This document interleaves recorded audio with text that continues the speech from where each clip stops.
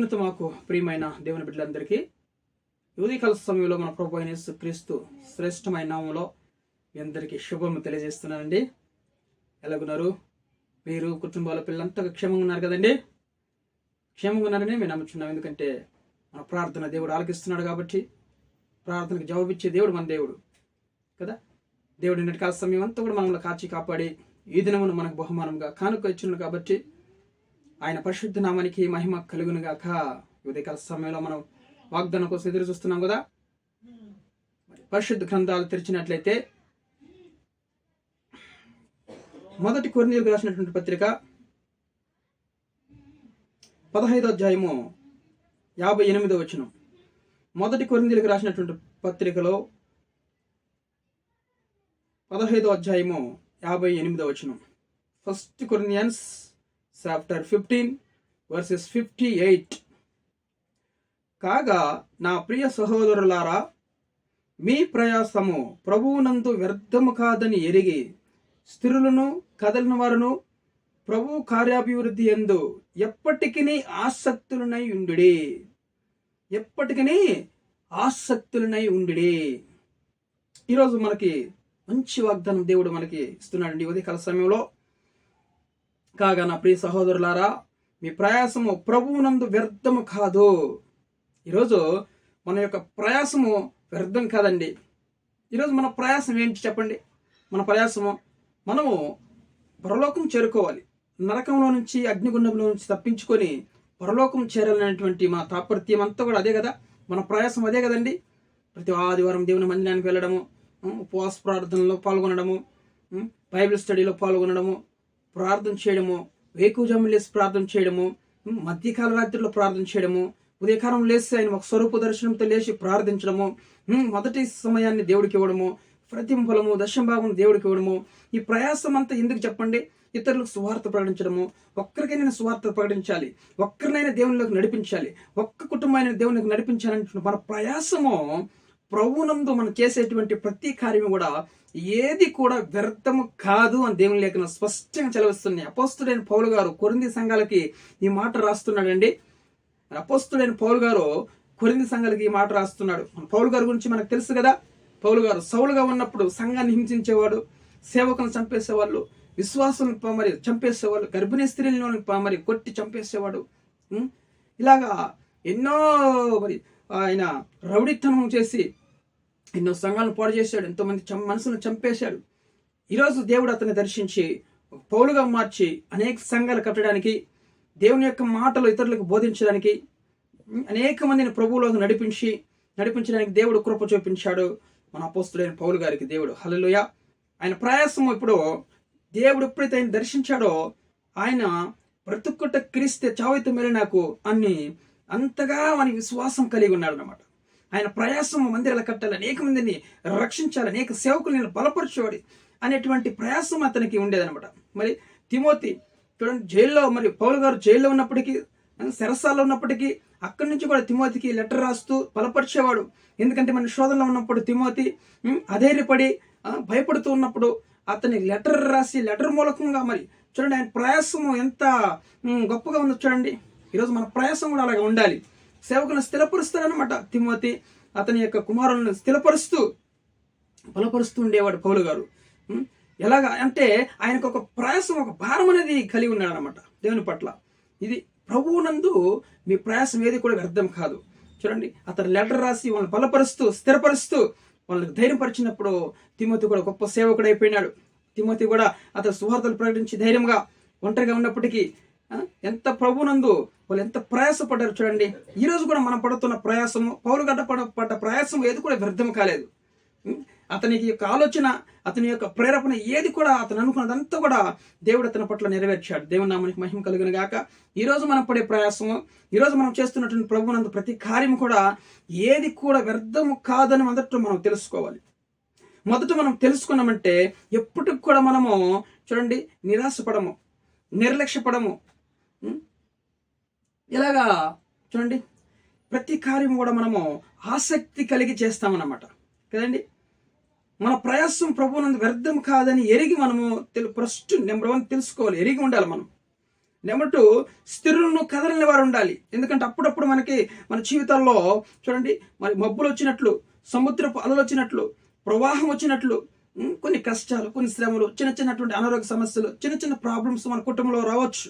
పరిచర్యలో కూడా మన పరిచర్య చేస్తున్నప్పుడు కొన్ని శ్రమలు, అడ్డంకులు, అసమాధానం, గొడవలు రావచ్చు. అసూయ కలిగి ప్రజలు మనల్ని నిందించవచ్చు. ఎన్నో ప్రభునందు మనకి అనేకమైనటువంటి సమస్యలు రావచ్చు. అప్పుడు అలాంటి సమయంలో మనము స్థిరులను కదలిన వారణమై ఉండాలి. మనం స్థిరత్వం కలిగి ఉండాలి ప్రభువులో. ప్రభువు నమ్ముకున్న తర్వాత నాకు ఎన్ని అవమానాలు, ఎన్ని శ్రమలు, శోధనలు, దేవుడు కనికరించలేదే, దేవుడు ఉన్నాడా లేడా అనేటువంటి ఆలోచనలు మనకు వస్తాయి అనమాట. ఎందుకంటే మన శరీరం మనుషులం కాబట్టి అలాంటి ఆలోచనలు వస్తాయి. అటువంటిటప్పుడు మనం ఎరగదిరిగిపోయి ప్రభువును విడిచేసి మన ఇష్టానుసారంగా జీవించడం మనం ప్రారంభిస్తాం. అలాంటి సమయంలో మనం నేర్చుకోవాల్సినటువంటిది ఏంటంటే స్థిరులను కదలిన వారణమై ఉండాలి. కదలకూడదు. ఎన్ని శ్రమలు వచ్చినా కూడా మన జీవితంలో, ఎన్ని అనారోగ్య సమస్యలు వచ్చినా కానీ, ఎన్ని ఇరుకులు, ఇబ్బందులు, నిందలు వచ్చినప్పటికీ, అవమానాలు వచ్చినప్పటికీ పౌలు గారు కదలలేదు. ప్రభువుకు ప్రార్థన చేస్తున్నాడు. ప్రభువా నీ చిత్తం అయితే ఈ కష్టాన్ని, ఈ యొక్క ముళ్ళు నా ఇద్దరు నుంచి తొలగించి అంటున్నాడు. కానీ అయినా కూడా అతడు కదలలేదు. విశ్వాసంలో కదల్లా. శ్రమలు, ఇరుకులు, ఇబ్బందుల్లో కూడా ఆయన కదల్లా సువార్తను ప్రకటిస్తున్నాడు. ఎంతమంది దూషించినా కూడా, కొట్టినా కూడా కొట్టించుకుంటాడు. మరలా వెళ్ళి ఇంకో ప్రదేశానికి వెళ్ళి సువార్త ప్రకటిస్తున్నాడు. చూడండి, ప్రభువునందు అతని ప్రయాసం ఏది కూడా వ్యర్థం కాలేదండి. అతని ప్రయాసం ఏది కూడా వ్యర్థం కాలేదు. అతడు చిన్నదో పెద్దదో ఏం చేసినా కూడా అతని ప్రయాసం వ్యర్థం కాలేదు. అతడు స్థిరత్వం కలిగి ఉన్నాడు. ఎన్ని శ్రమలు వచ్చినప్పటికీ, అనేక జాగరాలు, ఉపవాసాలు, ఇరుకులు, ఇబ్బందులు, బంధువులతో మన సమస్యలు, మరి ఎక్కడికి వెళ్ళినా కూడా అక్కడ ఆ ఊరి వారితో సమస్యలు, గొడవలు, ఇలాగా వీటన్నిటిలో కూడా చూడండి ఆయన కదలలేదు. కదలకుండా స్థిరత్వం కలిగి స్థిరులను ఆసక్తులనై ఉండమన్నాడు కదా ప్రభు. కదలని వారును మీరు ప్రభు కార్యప్రియందు ఎప్పటికీ ఆసక్తిని మనం కలిగి ఉండాలి. ఎప్పటికి కూడా మనం ఆసక్తి కలిగి ఉండాలన్నమాట. మన జీవితకాలం అంతా కూడా మనం ఎప్పటికి కూడా ఆసక్తి కలిగి ఉండాలి. హల్లెలూయా. మన పురాతన కాలంలో మన యొక్క పాత విశ్వాసి అయినటువంటి గొప్ప సేవకుడు జాన్ వెస్లీ గారంట 60 సంవత్సరాల వయసులో కూడా 2 గంటల సేపు మోకాలు దండేసి ప్రార్థన చేసేవాడంట అతడు. చూడండి, స్థిరత్వం కలిగి, ఆసక్తి కలిగి ప్రార్థన చేసేవాడంట అతడు. తెలుసునా? అలాంటి గొప్ప సేవకుడు ఆయన. ఎలాగ మనము స్థిరత్వం కలిగి ఎప్పటికి కూడా ఆసక్తి కలిగి ఉండాలి. మనం ఒకప్పుడు మనకు ఆసక్తి ఉంటుంది ప్రభువునందు మనం ప్రార్థన చేయడానికి కానీ, మందిరానికి వెళ్ళడానికి కానీ, ప్రభు కార్యాన్ని మన పనులు చేయడానికి కానీ, ఏ పని అప్పగించిన చేయడానికి కానీ మనకి ఆసక్తి అనేది ఎక్కువ ఉంటుంది. ఒకప్పుడు మరలా ఇంకొక సమయంలో ఆసక్తి తగ్గిపోతుంది. ఏం పోతావులే మందిరానికి, ఊరికి సువార్త ఏం చెప్తావులే, ఏం పాటలు పాడతావులే, ఇలాగా ఆసక్తికి మన విషయంలో మనం కోల్పోతాం అనమాట. దేవుని విషయం ఆసక్తి ఎందుకు మాందిలు కాకూడదు. మనం ప్రార్థన ఎప్పుడు కూడా పట్టుదల కలిగి ఉండాలి, ఆసక్తి కలిగి ఉండాలి, స్థిరంగా ఉండాలి. మనం కదలని వరకు ఉండాలి. ఎన్ని ఇరుకులు, ఇబ్బందులు, సమస్యలు, అవమానాలు వస్తాయి, దేవుని బిడ్డలకి వస్తాయి. కానీ వచ్చినా కూడా మనం ఎవరు కూడా కదిలించలేరు.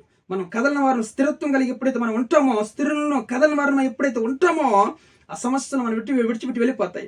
అవమానాన్ని దేవుడు సెలవులో నిర్లక్ష్య పెట్టాడు కదా, అలాగో మనం కూడా అవమానాన్ని నిర్లక్ష్య పెట్టి ప్రభు కార్యబంధం ముందుకు వెళ్ళాలి. మనం ఆసక్తి కలిగి ఉండాలి. ఎప్పుడు కూడా మనం జీవితకాలం అంతా కూడా ఆసక్తి కలిగి చూడండి. ఏలే మనమంటే మానవ స్వభావం కలిగిన వాడే, మనిషి స్వభావం. అతడు ప్రార్థించినప్పుడు ఆసక్తితో ఆకాశం మంచు కురలేదు, వర్షం కురలేదు. కొన్ని 3.5 సంవత్సరం వర్షం కురలేదు, మంచులు కురలేదు. ఎలాగా అతని ఆసక్తి చూడు ఎలాగుందో. నా ప్రయాసం వ్యర్థం కాదు, నేను చేసిన ప్రార్థన దేవుడు ఆలకిస్తాడనేటువంటి ఆయన కదలకుండా మరి స్థిరత్వం కలిగి ఉన్నాడు. కదలలేదు. నా ప్రభు ఖచ్చితంగా నెరవేరుస్తాడని ప్రార్థన జవాబిస్తాడని స్థిరత్వం కలిగి, ఆసక్తి కలిగి ప్రార్థన చేసినాడు. ఆసక్తి కలిగి ప్రార్థన చేసినప్పుడు దేవుడు అదే ప్రకారము అతను మనవి ఆలకించి ఆ ప్రకారం చేసినాడు కదా. వర్షం మంచు కురవలేదు కదా ఆ ఊరిలో. అలాగా మనం ఎప్పటికి కూడా కదలకూడదు. ఎవరు ఏం చెప్పినా కూడా, ఎందుకు ఆ దేవుని నమ్ముకున్న తర్వాత నీకు ఎన్నో అవమానాలు వచ్చినా దేవుని విడిచేయి అంటారు. అలాంటప్పుడు మనం కదలకూడదు. స్థిరత్వం కలిగి ఉండాలి, స్థిరులుగా ఉండాలి, మరి స్ట్రాంగ్గా ఉండాలి. విశ్వాసంలో స్ట్రాంగ్గా ఉన్నారు. అబ్రహాం, ఇస్సాకు ఎలాగైతే స్ట్రాంగ్గా విశ్వాసంలో బలంగా ఉన్నారో బలంగా ఉండాలి. విశ్వాసంలో స్థిరులను కదలని వారుగా మనం ఉన్నప్పుడు కాగా ప్రియ సహోదరులారా, మీ ప్రయాసం ప్రభువుని ఎప్పుడు కూడా వ్యర్థం వృద్ధం కాదు. నువ్వు చేసిన మందిరంలోకి వెళ్ళి చేసిన ప్రార్థన, కుటుంబంలో నుండి చేసే ప్రార్థన, కుటుంబంగా నువ్వు చేసే ప్రార్థన, నువ్వు ఆదివారం నడుచుకుంటూ వెళ్ళి అక్కడ చేసే ప్రార్థన, ఆరాధించేటువంటి ఆరాధన ఏది కూడా వ్యర్థం కాదు. ప్రభు కోసం నువ్వు ఇచ్చే ప్రతి ఒక్క కానుక, దశమభాగం ఏది కూడా ప్రభువు నందు నీ ప్రయాసం ఎప్పటికి కూడా వ్యర్థం కాదు. నూరంతల ప్రతిఫలం దేవుడు చెప్పడానికి సిద్ధంగా ఉన్నాడు ఆయన. హల్లెలూయా. నిన్ను కరుణించడానికి, ఆశీర్వించడానికి సిద్ధంగా ఉన్నాడు మన ప్రభువు. ఈరోజు స్థిరత్వం, ఆసక్తి కలిగి ఉండు, ఆసక్తి కలిగి మందిరానికి వెళ్ళు, ఆసక్తి కలిగి ప్రార్థించు, ఆసక్తి కలిగి దేవుని పనిచేయి. ఈరోజు నీ ప్రయాసం ఎప్పుడు కూడా వ్యర్థం కాదండి. మనం ఇతరులకి మరి సహాయం చేసినప్పుడు అది వ్యర్థమైపోతుందేమో, కానీ ఇతరుల కంపెనీలలో చేసిన పనితో కూడా వ్యర్థమైపోతుందేమో. ప్రభువునందు చిన్నదో పెద్దదో ఏ పని చేసినా కూడా నీ ప్రయాసం ఎప్పటికి కూడా వ్యర్థం కాదు. తిరిగి రెండంతలు దేవుడు నూరంతలు తిరిగి మనకి ఇవ్వగలడు. ఆమేన్, హల్లెలూయా. అలాంటి గొప్ప దేవుడు మన దేవుడు. మన ప్రయాసాన్ని ఎప్పుడు కూడా చూస్తూ ఉంటాడు ఆయన. మనం పడే ప్రయాసన, ఎవరి కోసం నువ్వు ప్రయాసపడుతున్నావా? దేవుని కోసం ప్రయాసపడుతున్నావా? దేవుని కోసం నిందలు అనుభవిస్తున్నావా? దేవుని కోసం కష్టం అనుభవిస్తున్నావా? దేవుని కోసం సమస్యలు అనుభవిస్తున్నావా? దేవుని కోసం అనారోగ్య సమస్యలు అనుభవిస్తున్నావా? ఈరోజు నీ ప్రయాసం ఏది కూడా వ్యర్థం కాదో. దేవుడు నిన్ను ఉన్నతమైన స్థలంలో ఉంచడానికి ఆయన సిద్ధంగా ఉన్నాడు. ఈరోజు నీ ప్రయాసం వ్యర్థం కాదు. నీ ప్రయాసానికి దేవుడు ప్రతిఫలం ఇవ్వబోతున్నాడు. ఆమేన్. వీడియో చూస్తున్న మీరు అందరూ కూడా సబ్స్క్రైబ్ చేయండి, లైక్ చేయండి, ఇతరులకు షేర్ చేయండి. మీ ద్వారా ఒక్కొక్క కుటుంబం కూడా రక్షణ పొందొచ్చు, విశ్వాసంలో వాళ్ళు బలపడొచ్చు. నీ కుటుంబాన్ని దేవుడు దీవించును గాక. హల్లెలూయా. ప్రార్థన చేసుకుందాం. ప్రభువా, మీకు స్తోత్రం, వందనాలు. ఈ మాటలను దీవించండి. ఈరోజు చక్కని వాగ్దానం ప్రభు నాయన. కాగా నా ప్రియ సహోదరులారా, ప్రభునందు మీ ప్రయాసం వ్యర్థం కాదని ఎరిగి స్థిరులను కదలని వారినై ఉండమన్న స్వామి నాయన. ప్రభు కార్యాభివృద్ధి ఎప్పటికీ ఆసక్తి కలిగి ఉండు అన్న స్వామి. ఎప్పటికి కూడా మేము ఆసక్తి కోల్పోకూడదు ప్రభు. మా నాయన మాంద్యం కాకుండా నాయన ప్రభా పట్టుదల కలగాలి, ఆసక్తి కలిగి ఉండాలి, స్థిరత్వం కలిగి ఉండాలి. కథలను వారుగా నాయన ప్రభా స్ట్రాంగ్గా ఉండడానికి నాయన మాకు నేర్పించండి, కృప చూపించమని, మీ తోడు నీడ మాకు ఉంచమని. ఎవరైతే సమస్యలు ఉన్నారో వాళ్ళందరినీ కూడా నాయన ప్రభు సమస్యల నుంచి విడుదల తెచ్చేయండి.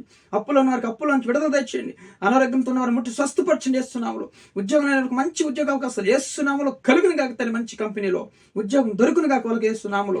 ప్రభు నాయన వివాహం కానీ అందరికీ మంచి సంబంధాలు సమకూర్చమని, గర్భఫలాలు మంచి గర్భఫలాలు అనుగ్రహించి నేను కృప చూపించమని, మంచి బిడ్డను అనుగ్రహించి సహాయం చేయమని, మీ చిత్తం నెరవేర్చమని మా పట్ల అయ్యా దినమంతా కూడా మీ సంగ మాతో ఉంచమని నజరేయుడు సజీవుని యేసు క్రీస్తు జీవం కలిగిన నామములో ప్రార్థన అడిగి వేడుకొని జవాబు పొంది ఉన్నాం మా ప్రియ పరలోకపు తండ్రి.